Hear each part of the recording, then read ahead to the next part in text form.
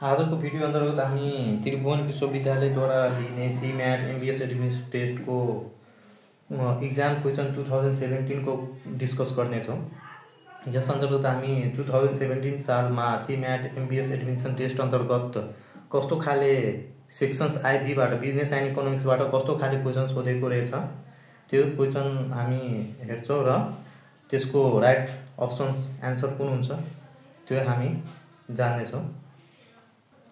यो भन्दा अगाडिको भिडियो तपाईहरु हेर्नु भएको छैन भने म त्यसको लिंकहरु भिडियोहरुको लिंक तल यो भिडियोको डिस्क्रिप्सनमा हाल्दिएछु, तपाईहरु गएर हेर्नु होला। यो भन्दा अघिको भिडियोमा हामीले सीम्याट एडमिसन यो एमबीएस एडमिसन टेस्टको सिलेबसको बारेमा कुरा गरेका थियौं, साथसाथै सीम्याट एमबीएस एडमिसन टेस्टको मोडल क्वेशन्सको बारेमा पनि कुराकानी गरेका थियौं र अर्को भिडियो अन्तर्गत हामी सीम्याट एक्जाम 2016 मा सोधिएको सेक्सन्स आइबीबाट सोधिएको क्वेशन्सहरुको हामी कुराकानी गरेका थियौं र अर्को भिडियोमा हामी यस मोडल क्वेशन्सको बारेमा पनि कुराकानी गरेको थियौं।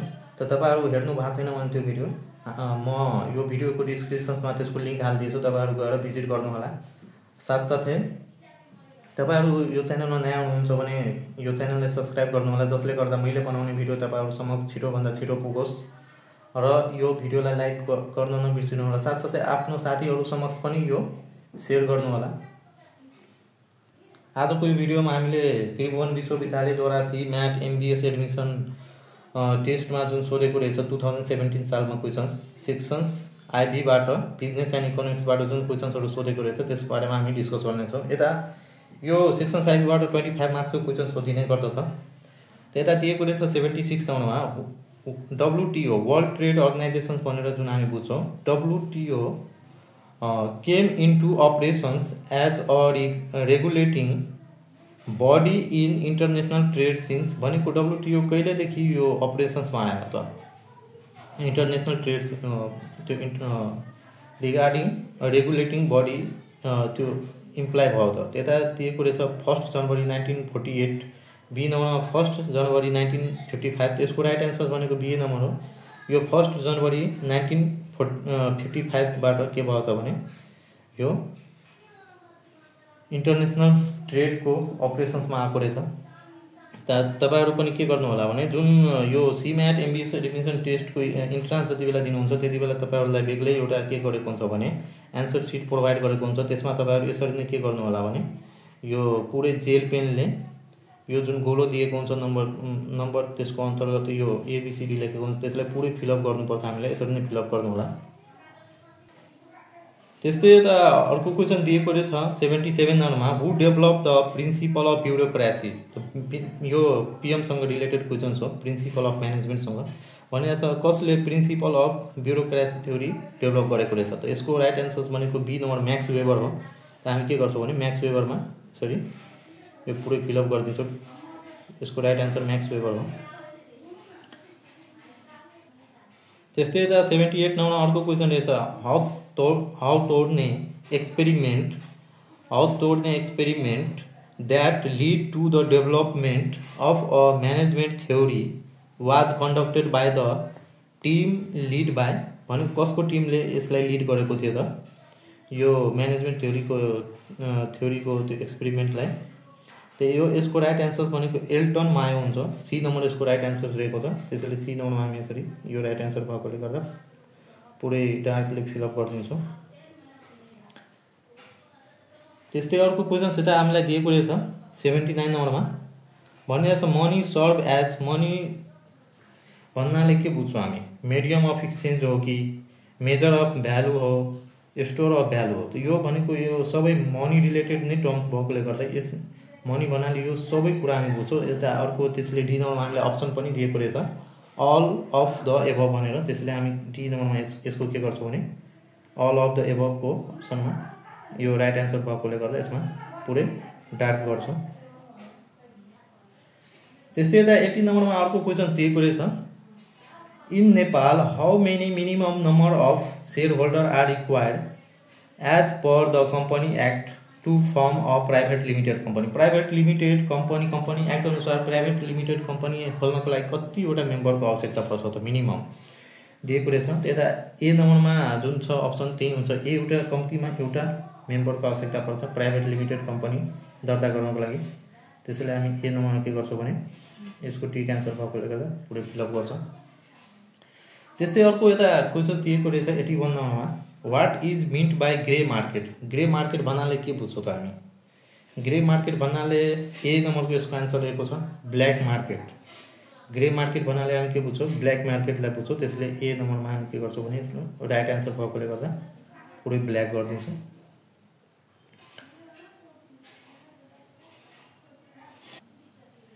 त्यस्तै यता 82 नम्बरमा अर्को क्वेसन रहेको छ, B mistake is the economic cooperations हो। यो भन्नाले के बुझिन्छ त? ए नम्बरमा दिएको रहेछ सार्क, बी नम्बरमा सार्क एन्ड एसियन, अनि सी नम्बरमा साउथ एसियन ग्रोथ ट्रायंगल, अनि डी नम्बरमा दिएको रहेछ country around bay of Bengal. त यसको राइट एन्सर हुन्छ country around bay of Bengal जुन रहेको छ त्यही हुन्छ यसको राइट एन्सर। बी मिस्टेक भन्नाले हामी के बुझ्छौँ भने कन्ट्री जुन एराउन्डमा रहेको छ बे अफ बङ्गालको एराउन्डमा त्यसलाई बुझ्छौँ। यसको राइट एन्सर डी रहेको छ। त्यस्तै यता भनिरहेको छ 83 नम्बरको क्वेसन्समा, the first joint venture bank in Nepal भनेको नेपालको पहिलो जोइन्ट भेन्चर ब्याङ्क कुन रहेको छ त? यो ब्याङ्किङसँग रिलेटेड क्वेसन्स हो। त्यो ए नम्बरमा दिएछ स्ट्यान्डर्ड चार्टर्ड ब्याङ्क, बी नम्बरमा दिएको रहेछ नेपाल ग्रिनले ब्याङ्क, अनि सी नम्बरमा दिएको रहेछ नबिल ब्याङ्क र डी नम्बरमा एभरेस्ट ब्याङ्क। त्यसको राइट एन्सर्स भनेको नबिल ब्याङ्क हो। त्यसैले यता हामी के गर्छौँ भने सी नम्बरमा पुरै डार्क गर्छौँ नबिल ब्याङ्कमा।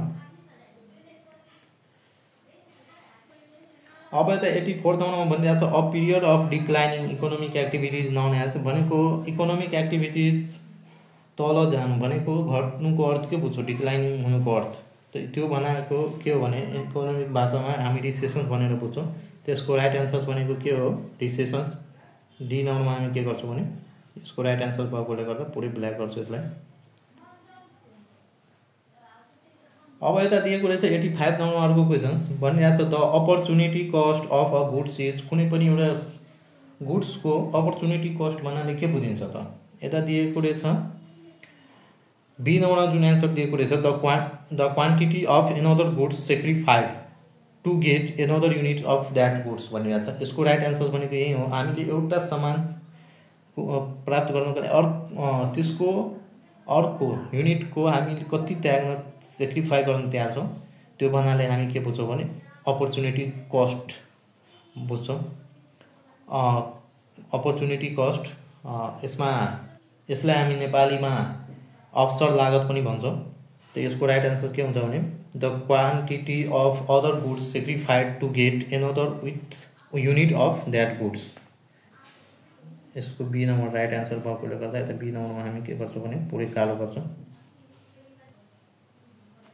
त्यस्तै यता 86 नम्बरमा अर्को क्वेसन दिएको रहेछ, which branch of accounting is must concern with the collections of detail financial data for use in planning and controlling and organizations भनेको त्यसको राइट अप्सन्स भनेको सी को हो।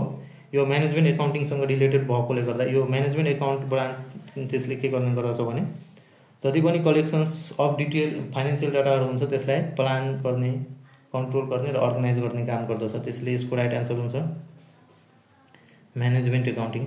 यो एकाउन्टसँग रिलेटेड क्वेसन्स हो। अब हामीलाई 87 नम्बरमा दिएको रहेछ, भ्याट इज एन और एन भनेको भ्याट भन्नाले के बुझिन्छ? यो भनेको इन्कम ट्याक्स हो कि, बी नम्बरमा सेल्स ट्याक्स हो कि, सी नम्बरमा कस्टम ड्युटी हो कि, डी नम्बरमा ट्राभल ट्याक्स कुन हो यसबाट भनिरहेछ। त हामीले के बुझ्छौँ भने भ्याट जहिले पनि वस्तु तथा सेवाको बिक्रीमा लगाउने गरिन्छ, त्यसैले यो सेल्स ट्याक्स हो। यता सेल्समा हामी के गर्छौँ भने यसको राइट एन्सर भएकोले गर्दा पुरै ब्ल्याक गरिदिन्छौँ, यो सेल्स ट्याक्स हो। अनि त्यसपछि अर्को क्वेसन्स दिएको रहेछ यता, which one of the flowing is liquidity ratio. यसबाट कुन लिक्विडिटी रेसियो हो त? त्यसको राइट एन्सर्स भनेको लिक्विडिटी रेसियो भनेको एसिड टेस्ट रेसियोलाई बुझ्छौँ, लिक्विडिटी रेसियो अन्तर्गत आउँछ। त्यसैले हामी सी नम्बर यसको राइट एन्सर भएकोले गर्दा पुरै ब्ल्याक गरिदिन्छौँ।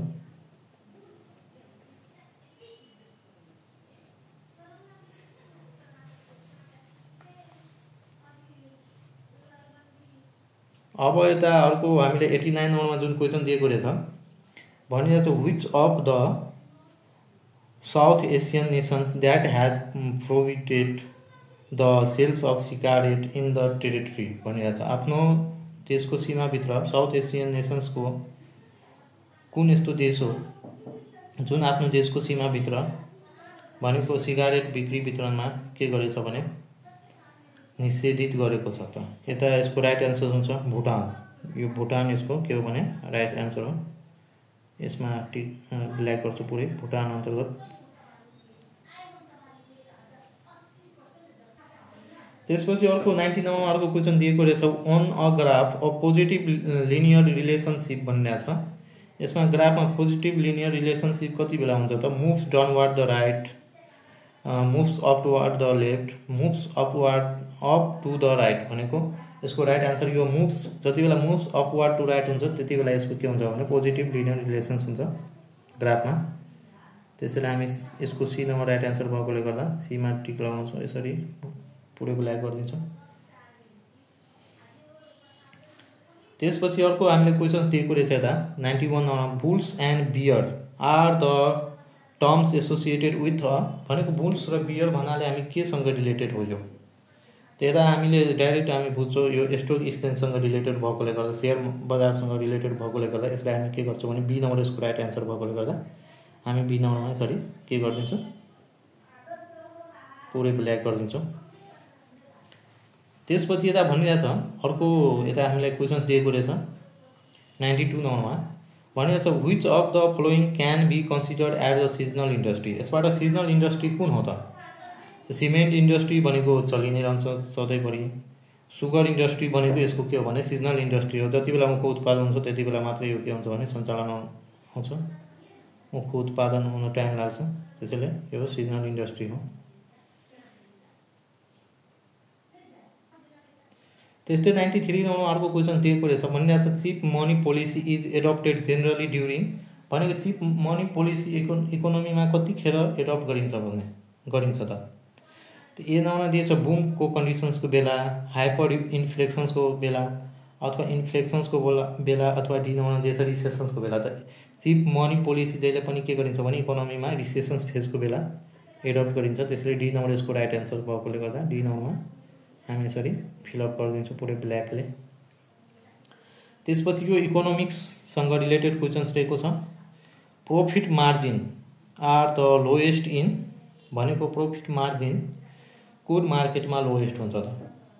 एब्सोल्युट मोनोपोलीमा अथवा मोनोपोलिस्टिक कम्पिटिसन्समा अथवा ओलिगोपोलिस्टिक कम्पिटिसन्समा अथवा पर्फेक्ट कम्पिटिसन्समा? त यो भनेको हामीले पर्फेक्ट कम्पिटिसन्सको मार्केटमा पढेको थियो इकोनोमिक्समा कि भनेको त्यता धेरै मात्रामा विक्रेताहरू हुन्छ, पर्फेक्ट कम्पिटिसन रहेकोले गर्दा त्यता के हुन्छ भने नाफा भनेको प्रॉफिट पनि धेरै नै लोएस्ट हुने गर्दछ प्रॉफिट मार्जिन। त्यस कारणले गर्दा यसको राइट एन्सर्स भनेको के हुन्छ भने यो डी नम्बर हुन्छ। डी नम्बर यसको राइट एन्सर हो। त्यसैले डी नम्बरमा हामी के गर्छौँ भने पुरै ब्ल्याक गर्छौँ यसरी। त्यस्तै अर्को क्वेसन 95 नम्बरमा रहेको छ, what is the SWOT analysis. यो सर्ट एनालाइसिस हामीले पिएममा पढेको थियो हैन? यो पिएमसँग रिलेटेड क्वेसन्स रहेको छ, प्रिन्सिपल अफ म्यानेजमेन्टसँग रिलेटेड। यता भनिरहेछ ए नम्बरमा, अब तपाईहरुलाई यता कन्फ्युज गर्न धेरै अप्सन्सहरु, यो चारवटा अप्सनबाट सेम दिएको हुन्छ। त्यस कारणले गर्दा तपाईहरु पहिला नै प्रिपेयर भइहाल्नु, जसले गर्दा तपाईहरु जति क्वेसन सल्भ गर्नुहुन्छ त्यति मार्क्स आउनु पर्यो तपाईहरुको एक्जाममा। र तपाईहरुलाई थाहै छ हामीले सीम्याट एमबीएस एडमिसन टेस्टमा पास हुनको लागि 40 मार्क्स स्कोर गर्नुपर्छ, हामीलाई ल्याउनुपर्छ, तब मात्र हामी एमबीएस एडमिसन पाउँछौँ, एमबीएसमा एडमिसन पाउँछौँ। त्यसकारणले गर्दा तपाईहरुले पहिला नै प्रिपेयर हुनु पर्यो र एक्जाममा नआतिकन राम्ररी हामीले एन्सर सिटमा जुन राइट अप्सन्स हो त्यसमा राइट डार्क गर्नु पर्यो भनेको पुरै त्यो गोलोभित्र हामीले डार्क जेल पेनले पुरै फिलअप गर्नु पर्यो।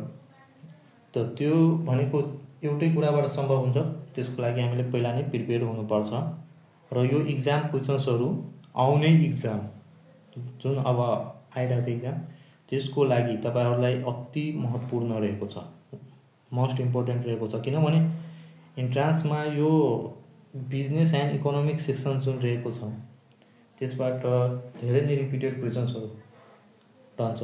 त्यसकारण तपाईहरु ध्यान दिएर यो भिडियोलाई हेर्नु होला र प्र्याक्टिस गर्नु होला। र अब अर्को क्वेसन्समा दिएको रहेछ व्हाट इज डब्ल्युओटी एनालाइसिस भनिरहेछ। डब्ल्युओटी एनालाइसिस भनेको के हो? त्यता दिएको रहेछ Swift work of tree base, अनि अर्को दिएछ बी नम्बरमा सस्टेनेबल वर्क अफ ट्रान्सपोर्ट, अनि सी नम्बरमा दिइरहेछ strength opportunity weakness and threat. तर यता हामीलाई यो हेर्नु यो के हो भने यो strength opportunity weakness and threat योबाट अनि त्यसपछि यता पनि दिएको रहेछ strength weakness opportunity and threat. तर यता हामीले हेर्नु हो भने डब्लु यता पहिला रहेको छ, त्यसकारण डी नम्बर यसको के रहेको छ भने राइट आन्सर रहेको छ। यो strength weakness opportunity and threat यसको राइट अप्सन हो। यसमा हामी पुरै ब्ल्याक गर्छौं।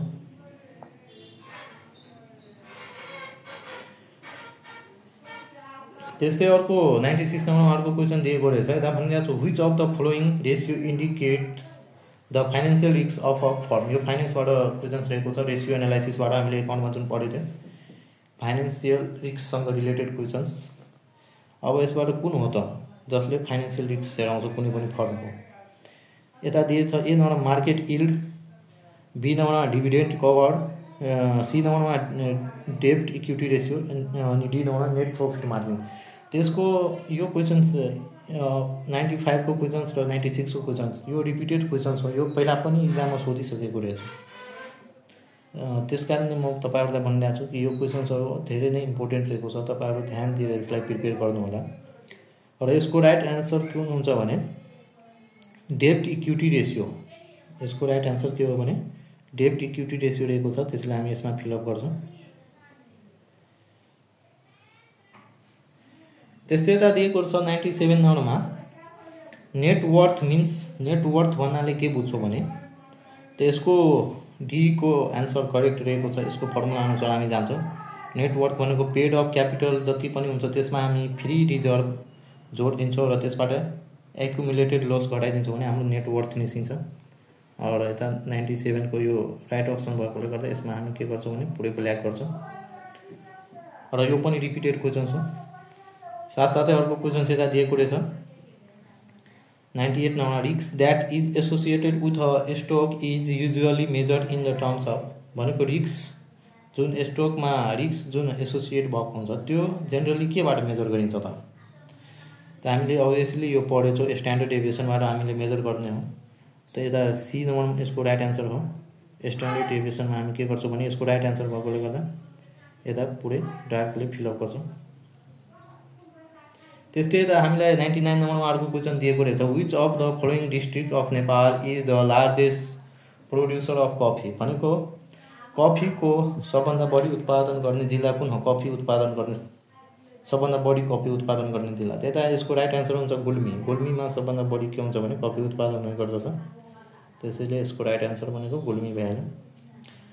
त्यस्तै अर्को 100 नम्बरको यो लास्ट क्वेसन दिएको रहेछ 76 नम्बर। यो सेक्सन्स IV4 बाट बिजनेस एन्ड इकोनोमिक्सबाट 76 नम्बरदेखि क्वेसन स्टार्ट हुन्छ। त्यसैले तपाईहरु झुकिएर नझुकिनु होला। यसमा 76 नम्बरदेखि 100 नम्बरसम्म जुन क्वेसन हेर्छौं हामी त्यता क्वेसनमा इन्ट्रान्स एक्जाममा त्यो भनेको बिजनेस एन्ड इकोनोमिक्ससँग रिलेटेड क्वेसन्स हुन्छ।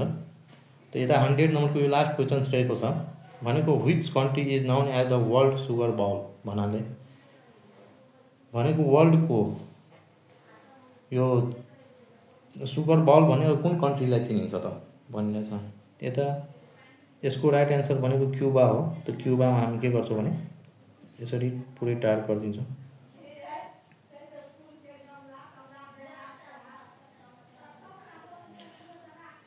यो 2017 सालमा जुन क्वेसन सोधिएको थियो हैन, एमबिएस एडमिसन टेस्टको लागि सिम्याट क्वेसन सोधिएको थियो, त्यसलाई हामी सल्भ गर्न सिक्यौँ यो भिडियो अन्तर्गत। यसपछि हामी अर्को आउने भिडियोमा हामी अर्को सालको क्वेसन्सलाई प्र्याक्टिस गर्न सिक्नेछौँ।